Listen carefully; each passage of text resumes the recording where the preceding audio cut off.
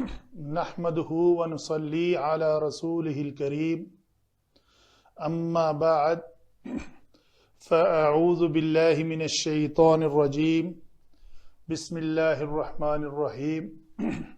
حروف علت سے بننے والے کلمات کا تعارف ہم نے پہلے کرایا، اور دوسرا لیکچر تھا قاعدہ نمبر 1 جو مطابقت کا قاعدہ تھا۔ آج قاعدہ نمبر 2 اور 3 پڑھیں گے ہم، جو مثال ہی سے تعلق رکھتا ہے۔ مثال ایسا کلمہ ہوتا ہے جسے ہم معتل الفا بھی کہتے ہیں۔ معتل الفا ایسا کلمہ جس میں فا کلمہ کی جگہ پر حروف علت واو یا یا آ جائے۔ اگر واو ہو تو مثال واوی، اگر یا ہو تو مثال یائی۔ مثلا یہ لفظ یا قاف نون ہے تو یہ مثال یائی ہوگا۔ اگر وعدہ ہے تو وہ مثال واوی ہوگا، اگر وقت ہے تو مثال واوی ہوگا۔ قاعدہ کیا کہتا ہے جی ہمیں؟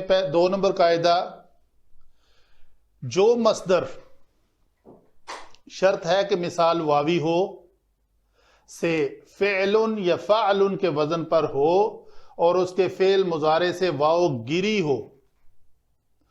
واو ہم پچھلے لیکچر میں گرا چکے، مثلا وصل یصل، تو یصل اصل میں یوصل تھا۔ ہم نے پچھلے لیکچر میں بتایا تھا کہ واو کیوں حذف ہوئی ہے، کن شرائط کے تحت حذف ہوئی ہے۔ ٹائم بچاتے ہوئے وہ میں ریپیٹیشن نہیں کروں گا۔ تو چونکہ واو گر چکی ہے تو اس کا وزن جو ہے وہ کیسے آئے گا؟ مصدر سے واو کو گرا کر آخر میں تا کا اضافہ کرتے ہیں اور عین کلمہ کو کسرہ دیتے ہیں۔ تو ہم نے عین کلمہ صاد تھا اس کو کسرہ دیا اور آخر میں تا کا اضافہ کر دیا، واو چلی گئی، ختم ہو گئی، صلتن۔ دوسرا ہے ولج یلجو، اس میں بھی واو چونکہ حذف ہو چکی ہے تو اس کا لجتن، واو گر کر عین کلمہ کو کسرہ اور آخر میں تا۔ ایک مثال ہے وسنو یوسنو، یہ باب سامع یسمع سے آیا ہے۔ شرط ہم نے یہ پڑھی تھی کہ علامت مضارع مفتوح اور عین کلمہ بھی مفتوح، تو اگر اس میں عین یا لام کلمہ حروف حلقی ہو تو واو گر جاتی ہے، اگر حلقی نہ ہو تو واو نہیں گرتی۔ تو یہاں پہ واو نہیں گری ہوئی۔ تو واو نہ گرنے کے باوجود کلیہ کیا ہے، اس کو ہم لکھیں گے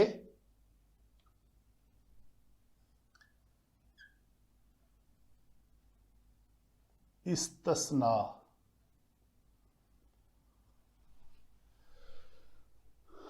واو نہ گرنے کے باوجود اس کا جو مصدر کا وزن ہے وہ سنتن آیا ہوا ہے، واو کو گرا کر عین کلمہ کو کسرہ دے کر اور آخر میں تا مربوطہ کا اضافہ۔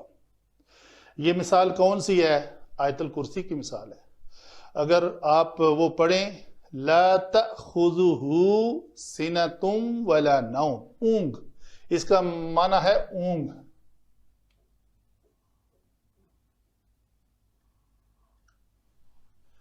ٹھیک ہے جی، تو یہ استثناء ہے۔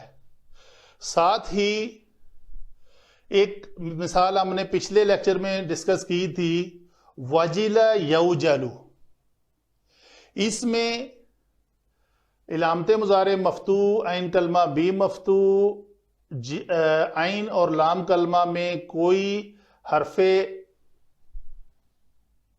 حلقی نہیں ہے تو ہم نے واو کو ڈراپ نہیں کیا۔ توجلو لفظ استعمال ہوا ہے قرآن پاک میں، وہ میں نے پچھلی بار ریفرنس دیا تھا۔ تو اس کا جو مصدر آئے گا وہ وجلتن پہ آئے گا۔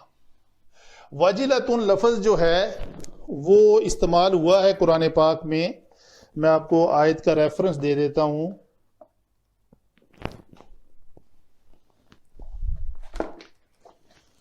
وجلتن،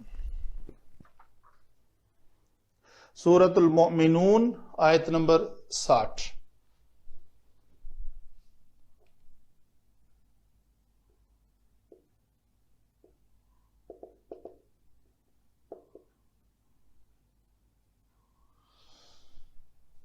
تو بات کلیئر ہو گئی. تو کہیں بھی آپ کو لفظ صلتن، وجلتن، سنتن اس طرح کا لفظ ملے تو آپ کی پہچان یہ ہونی چاہیے کہ یہ یقیناً وہ مثال ہے جس کا مصدر کا وزن واو حذف کر کے آخر میں تا مربوطہ لگا کر بنایا ہوا ہے، اور یہ قاعدہ نمبر 2 ہے مثال میں. تو آپ کو مثال کا جو ہمارا ہیڈنگ ہوگا اس میں آپ کو یہ چیز جو ہے نا وہ مل جائے گی. بعض طلباء کو پتہ نہیں چلتا کہ ہمارا لیکچر، مثلا ایک سوال آیا ہوا تھا کہ لیکچر نمبر 35 سے آگے مجھے کوئی لیکچر نہیں مل رہا. وہ انشاءاللہ میں اس لیکچر کے اینڈ پہ آپ کو تھوڑی اس کی گائیڈ لائن دیتا ہوں. ان کے لیے جو یوٹیوب کے فنکشن سے زیادہ اویئر نہیں ہیں ان کو بتا دیں گے. تو جب آپ مثال لکھیں گے اور اسلام بیسکس مثال لکھیں گے تو آپ کو یہ سارے لیکچر سکرول ہو کر آپ کے سامنے آ جائیں گے. تو کوئی بھی ایسا کلمہ جس میں فا کلمہ واو ہوگا اس کو حل کرنے کے لیے آپ کو ان قواعد سے کہیں نہ کہیں کوئی قاعدہ مل جائے گا، اور انشاءاللہ آپ اس کو حل کرنے کے قابل ہو جائیں گے. آگے چلتے ہیں. قاعدہ نمبر 3 کی 2 جز ہیں، 1 اور 2. وہ کیسے جی؟ واو ساکن غیر مدغم، غیر مشدد، یعنی اس کے اوپر شد نہ ہو. تو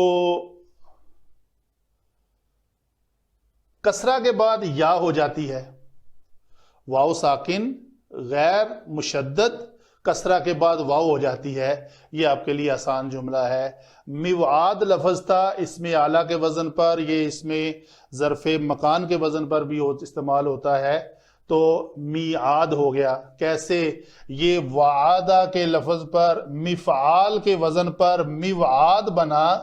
تو میوعاد میں واو ساکن ماقبل کسرہ ہے، اس واو کو یا سے بدل دیا تو لفظ بنا میعاد.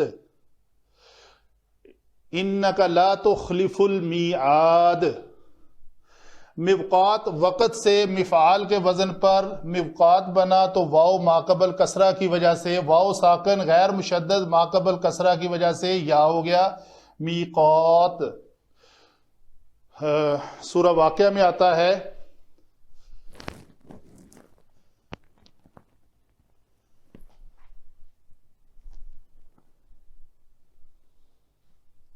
آگے چلتے ہیں جی. ایوجلا یہ لفظ واجلا یوجلو سے اگر فعل امر بنائیں ہم تو فعل امر حاضر کے 6 سیغوں سے بنتا ہے. تو وہ لفظ کیا بنے گا؟ حاضر کا واحد مذکر حاضر کا سیغہ بنے گا توجلو.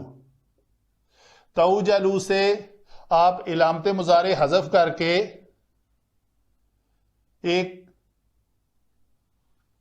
حمزہ مکسور کا اضافہ کریں تو ایوجلو بنے گا. تو ایوجلو لام کے اوپر پیش کو ہٹا کر جزم دیں گے تو یہ لفظ بن جائے گا ایوجل. تو ایوجل میں کیا ہے؟ واو کسرہ، واو ساکن غیر مشدد ماقبل کسرہ، اس کو یا سے بدلیں گے، لفظ بن جائے گا ایجل فعل امر. اس کی دوسری کنڈیشن کیا ہے جی؟ دوسرا جز کیا ہے اس قاعدے کا؟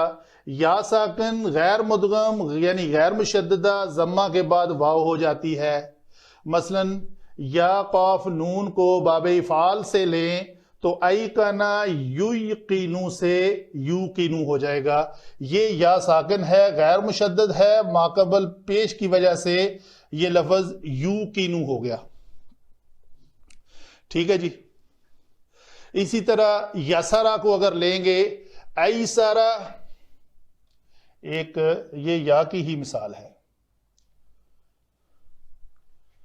ایسارا یوسیرو سے یوسیرو ہو جائے گا. آگے اس میں ایک استثناء بھی ہے. جس طرح یہاں پہ یہ استثناء تھا اسی طرح یہاں پہ بھی استثناء ہے. شرط کیا ہے؟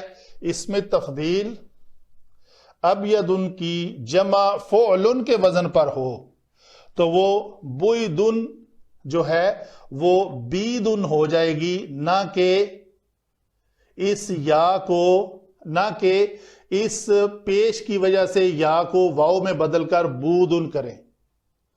قاعدے کے مطابق تو اس یا کو ہمیں واو سے بدلنا چاہیے، جیسے ہم نے یا ساکن ماقبل ضمہ کی وجہ سے اس یا کو بھی بدلنا چاہیے تھا، لیکن نہیں، یہ استثناء ہے. کب استثناء ہوگا؟ جب اس میں تفضیل ہوگا، اس کی جمع ہوگی فعلن کے وزن پر، اور اس کی جو مونس وزن ہے فعلن کا فعلا کے وزن پر ہوگی. ہوئی کا سے ہی کا ہو جائے گا. یہ جو ہے یہ واو سے نہیں بدلے گی، یہ یا قائم رہے گی اور ماقبل حرف صحیح کی حرکت جو ہے وہ زیر کے ساتھ ہو جائے گی. جیسے میں نے آپ کو شروع میں پہلے دن بتایا تھا کہ بعض اوقات ایسا ہوگا کہ مطابقت کے قاعدے کو امپلیمنٹ کرتے ہوئے حروف علت کو تو نہ چھیڑا جائے، اس کے ماقبل کو ماقبل حرف صحیح کی حرکت کو تبدیل کر لیا جائے. تو وہ مثال آپ کے سامنے آج آ گئی. یہ باتیں تھی ہماری مثال معتلل فا کے بارے میں 2 قاعدے جو آج آپ نے پڑھ لیے. انشاءاللہ نیکسٹ لیکچر میں قاعدہ نمبر 4 کو ہم ایکسپلین کریں گے. وما علینا الا البلاغ المبین.